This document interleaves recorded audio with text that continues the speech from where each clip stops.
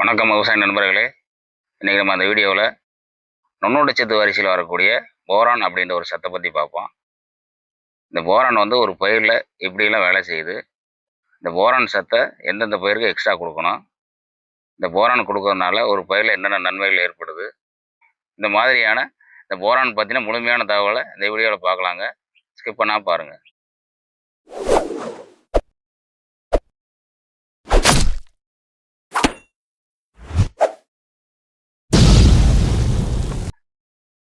இந்த போரான் சத்தை பொறுத்த வரைக்கும் இந்த பயிருக்கு தான் எக்ஸ்ட்ரா கொடுக்கணும், அந்த பயிருக்கு தேவையில்லை அப்படிங்கிற கான்செப்ட் கிடையாது. போரானை பொறுத்த வரைக்கும் எல்லா வகையான பயிர் வகைகள், எல்லா வகையான கொடி வகைகள், எல்லா வகையான மர வகைகள், இந்த மாதிரி எந்த தாவரமாக இருந்தாலும் அவசியம் கொடுக்கக்கூடிய ஒரு சத்து தான் இந்த போரான். இந்த போரான் வந்து ஒரு தாவரத்தில் 4-5 வேலைகள் செய்யுது. அது என்னன்னு கேட்டிங்கன்னா, உங்கள் செடி வந்து பூ பூக்காமல் இருக்குது அப்படின்னா போரான் தெளிச்சிங்கன்னா பூ பூக்க வைக்கும். அந்த பூ வந்து உதிர்ந்துட்டு இருக்கு, நிற்க மாட்டேது அப்படின்னா போரான் தெளிச்சிங்கன்னா பூ வந்து உதிராமல் பார்த்துக்கும். சரி, பூ உதிராமல் இருக்குது, பிஞ்சு வந்து ஊற மாட்டேது, பிஞ்சு அப்படியே இருக்குது அப்படின்னா போரான் தெளிச்சிங்கன்னா அந்த பிஞ்சு வந்து கவகன்னு ஊற வைக்கும். சரி, பிஞ்சு ஊறிடுச்சு, ஒரு யூனிஃபார்ம் இல்லை, மேடு பள்ளமாக இருக்குது அப்படின்னா போரான் தெளிச்சிங்கன்னா ஒரு யூனிஃபார்மாக ஈவனாக ஊற வச்சிடும். பார்க்குறதுக்கு ஃப்ரூட்ஸ் எல்லாமே ஒரு சேராக இருக்கும். சரி, காயெல்லாம் ஊறிடுச்சு, காய் வெடிக்குது அப்படின்னு நீங்கள் ஃபீல் பண்ணிங்கன்னா போரான் தெளிச்சிங்கன்னா காய் வெடிக்காது. இந்த காய் வெடிப்பு பார்த்தீங்கன்னா எலுமிச்சை, தக்காளி, தர்பூசணி, இந்த மாதிரி ஒரு சில பயிரில் வந்து காய் வெடிக்கும். அந்த மாதிரி வெடிக்கக்கூடிய சமயங்களில் போரான் தெளிச்சோம்னா காய் வந்து வெடிக்காது. வெடிச்சதுக்கப்புறம் நீங்கள் தெளிக்கக்கூடாது. காயாக இருக்கிற போது நீங்கள் தெளிச்சிட்டிங்கன்னா, அட்வான்ஸாக தெளிச்சிட்டிங்கன்னா அந்த காய் வந்து வெடிக்காமல் இருக்கும். இந்த மாதிரி ஒரு பயிரில் வந்து பல வேலைகள் செய்யுது. முக்கியமான ஒரு வேலை செய்யுது பயிரில். அது என்ன வேலைன்னு கேட்டிங்கன்னா, வைரஸ் வராமல் தடுக்கும். பொதுவாக இப்போ எல்லா பயிரிலுமே வைரஸ் வர ஆரம்பிச்சிருச்சு. ஆரம்பத்தில் பார்த்தீங்கன்னா மிளகாயில் மட்டும்தான் வைரஸ் வந்துட்டு இருந்துச்சு. இப்போ எல்லா வகையான பயிர்லேயும் தர்பூசணி, கொடி வகைகளான பீக்கன், பாகல், இப்போ வரக்கூடிய தக்காளியிலையுமே வைரஸ் விழுக ஆரம்பிச்சிருச்சு. இந்த மாதிரி வைரஸ் வரதுக்கான மேஜர் காரணமே நியூட்ரியன் டெஃபிஷியன்சி தான். அந்த நியூட்ரியன்லேயும் போரான் பற்றாக்குறையினால தான் இந்த வைரஸ் வரும். போரான் தொடர்ந்து நீங்கள் கொடுத்துட்டு வர்றப்ப இந்த வைரஸ் தாக்குதல் வந்து ஒரு 50% குறையும். போரான் மட்டும் அடித்தா வைரஸ் மாறிடாது. நீங்கள் தொடர்ந்து போரான் கொடுத்துட்டு வர்ற போது வைரஸ் வந்து 50 to 70% வராமல் தடுக்கும். நீங்கள் கொடுக்கக்கூடிய மைக்ரோ நியூட்ரியனில் போரான் கலந்து வரும். அதான் மைக்ரோ நியூட்ரியன் கொடுத்துட்டோமே, இந்த எக்ஸ்ட்ரா போரான் கொடுக்க தேவையில்லைன்னு நீங்கள் நினைக்கக்கூடாது. நான் ஏற்கனவே சொன்னது போல் ஒரு பயிருக்கு வந்து எந்த ஒரு பயிராக இருந்தாலும் அவசியம் போரான் சத்து எக்ஸ்ட்ரா தேவைப்படுது. உங்களுக்கு வந்து எடுத்துக்காட்டுக்கு சொல்லணும் அப்படின்னோம்னா, உங்களுக்கு தெரியும், தக்காளியில் காய் வெடிக்குது, தர்பூசணியில் காய் வெடிக்கும், எலுமிச்சை, ஆரஞ்சு காய் வெடிக்கும். இந்த வெடிப்பு காரணமே பார்த்தீங்கன்னா போரான் டெஃபிஷியன்சி தான். நீங்கள் சாயலில் வந்து மைக்ரோ நியூட்ரியன் கொடுத்துருந்தாலும் எக்ஸ்ட்ரா தனியாக போரான் வாங்கி திரவ வடிவில் வரக்கூடியதோ அல்லது சல்பேட் வடிவில் வரக்கூடியதோ நீங்கள் வந்து சாயலில் கொடுக்கணும். திரவ வடிவில் வரக்கூடிய போரானை வாங்கி மருந்து அடிக்கிற போது இலவிலையே தெளிக்கணும். இந்த மாதிரி கண்டிப்பாக பண்ணிட்டு வர்ற போது உங்களுக்கு இந்த வெடிப்பு பிரச்சனை வராது. வேறு வகையில் உங்களுக்கு எடுத்துக்காட்டுக்கு சொல்லணும்னா, காலிஃப்ளவரில் பார்த்தீங்கன்னா பூ வந்து மஞ்சளாக வரும். அது வந்து போரான் டெஃபிஷியன்சி தான். நீங்கள் போரான் மேலே இலவிலையே தெளித்தாலே அந்த காலிஃப்ளவர் வந்து நல்லா ஒயிட்டாக வந்துடும். அடுத்து பார்த்தீங்கன்னா நெற்பயிரில் பார்த்தீங்கன்னா நிறையா இது உண்மையாக நின்றுடும். உமின்னு சொல்லுவோம் ஒரு சில ஊரில், ஒரு சில ஊரில் பதர்னு சொல்லுவோம். இந்த மாதிரி பதர் வராமல் இருக்கணும் அப்படின்னா நீங்கள் நெல் வந்து பூட்டை தள்ளுற போதே போரானை வந்து மேலே இலவிலையே தெளிக்க ஆரம்பிச்சிடணும்.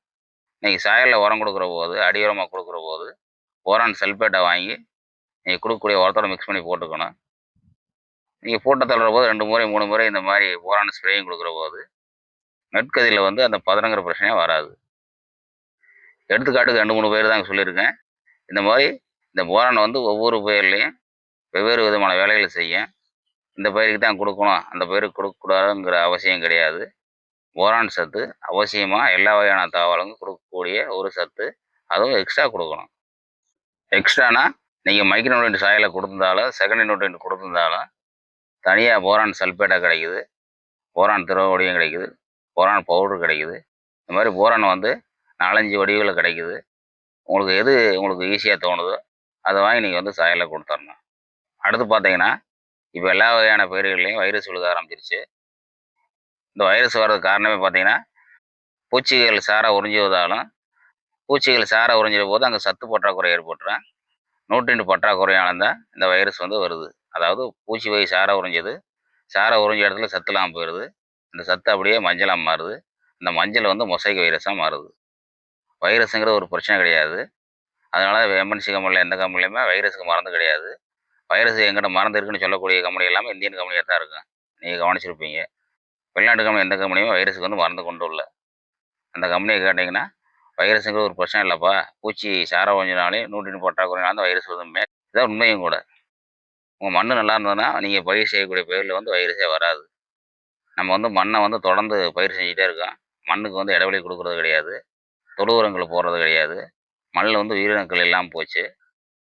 நீங்க இந்த மாரி தொழு உரங்கள குடுத்து, மண்ணுக்கு வந்து பயிர் செய்யறதுக்கு கால இடைவெளி குடுத்து, உங்க மண்ணுல வந்து உயிரணுக்கள் அதிகமா இருந்ததுன்னா, நீங்க எந்த வகையான பயிர் செஞ்சாலும், எந்த காலகட்டத்தில பயிர் செஞ்சாலும் சிறப்பா வரும்.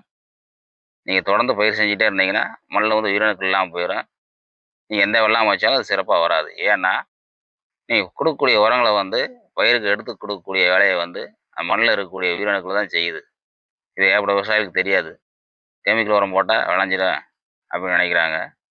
அது தவறான புரிதல். அதாவது மண்ணுல உயிரினங்கள் இருந்தா தாங்க நீங்க போடக்கூடிய உரத்த வந்து பயிரை எடுத்துக்க வைக்கும். நீங்க தொடர்ந்து எல்லா உரங்களும் குடுத்தும், மைக்ரோ நியூட்ரியன்ட் குடுத்தும் ஒரு பயிர் வந்து எடுத்துக்காம இருக்குன்னா, உங்க காட்ட போய் அந்த செடிய புடுங்கி பாருங்க. கிச்சுன்னு இருக்கும். வேர் சரியா ஓடி இருக்காது. இதுதான் காரணம். இதே நீங்க ஈஎம்னு சொல்லக்கூடிய எஃபெக்டிவ் மைக்ரோ ஆர்கானிசம் அந்த காட்டுல விட்டீங்கன்னா, ஒரு வாரத்திலேயே பார்த்தீங்கன்னா காடு புதுவனாயிரும். உயிரினங்கள் டெவலப் ஆயிரும். அதே காட்டுல மறுபடியும் ஒரு செடிய புடுங்கி பார்த்தா வேர் நல்லா ஓடி இருக்கும். இந்த ஈஎம் பத்தி ஏற்கனவே ஒரு வீடியோ போட்டிருக்கேன். பார்க்காத விவசாயிகள் பார்த்துக்குங்க. சரிப்பா நான் ஈஎம் எடுக்கிறேன், தொடர்ந்து வெள்ளாம வச்சுக்கிறேன் அப்படின்னு நீங்க சொல்லக்கூடாது. ஈஎம்ங்கிறது தற்போதைக்கான ஒரு சொல்யூஷன் தான். நீங்க வந்து தொழு உரங்கள் குடுத்து, ஒவ்வொரு பயிர் செய்யறதுக்கும் கால இடைவெளி பார்த்தீங்கன்னா, குறைஞ்சபட்சம் 3 மாசம். கால இடைவெளி அவசியம் விடணும். அதேபோல சுழற்சி முறையில பயிர் செய்யணும். வெங்காயம் போட்டிருந்தா தக்காளி போடணும், தக்காளி போட்டிருந்தா மக்காச்சோளம் போடணும். இந்த மாரி என்ன பயிர் செஞ்சிருக்கீங்களோ, அதுக்கு மாற்றான பயிர் செஞ்சுட்டு தான் திருப்பி அந்த பயிருக்கு வரணும். ஒரே பயிர தொடர்ந்து பயிர் செஞ்சீங்கன்னா, அது சிறப்பா வராது. கால இடைவெளி அவசியம் விடணும். இந்த மாரி நுண்ணூட்ட பற்றாக்குறையினாலயும், பூச்சி சாறு உறிஞ்சதுனாலயும் தான் அந்த வைரஸ் வந்து ஏற்படுது. இந்த வைரஸ் வந்து ஆரம்ப ஸ்டேஜ்ல மொசக்காத மாரி வெடைக்கும். அந்த மாரி வெடையக்கூடிய சமயங்கள்ல போரான் நீங்க கீழ குடுத்து மேல இளவேல தெளிச்சீங்கன்னா, ஒரு 50% தடுத்து வைக்கும். அப்ப நீங்க லோக்கல் மார்க்கெட்ல கிடைக்கக்கூடிய அந்த வைரஸ் மருந்து ஏதாவது ஒண்ணு வாங்கி தெளிச்சீங்கன்னா, கொஞ்சம் கியூர் ஆகும்.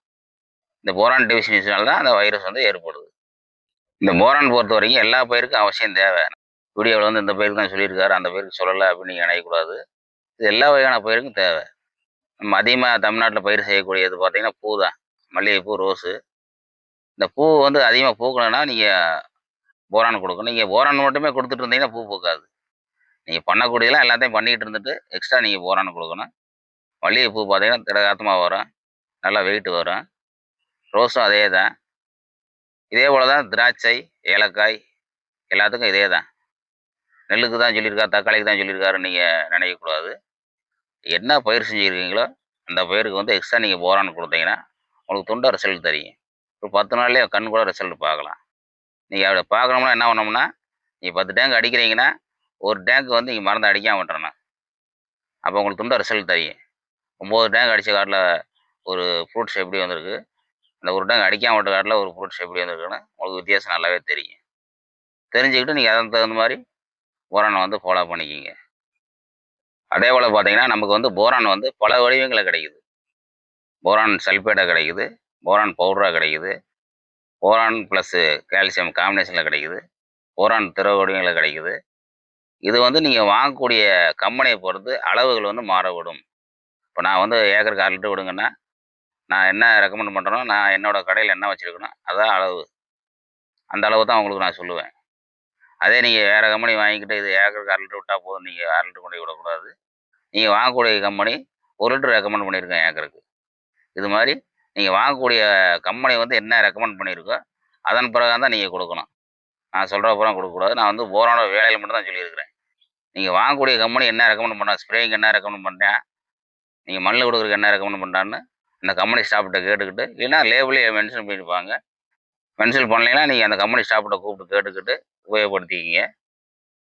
அதேபோல இயற்கை விவசாயம் பண்ணக்கூடிய விவசாயிகளுக்கு, இயற்கையில எந்த இதுல உங்களுக்கு போரான் சத்து அதிகமா கிடைக்குதுன்னா, எருக்கு இலையில வந்து அதிகமா போரான் சத்து இருக்கு. எருக்கு இலை கரைசல் ரெடி பண்ணி நீங்க தெளிச்சுக்கங்க.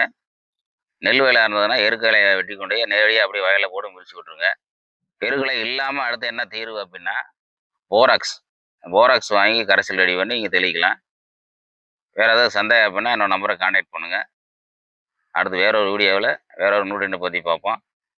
நான் ஏற்கனவே இந்த நுண்ணூட்டத்தை பற்றி 4-5 வீடியோக்கள் போட்டிருக்கேன். ப்ளேலிஸ்ட்டில் இருக்குது. பார்க்காத விவசாயிகள் பார்த்துக்குங்க.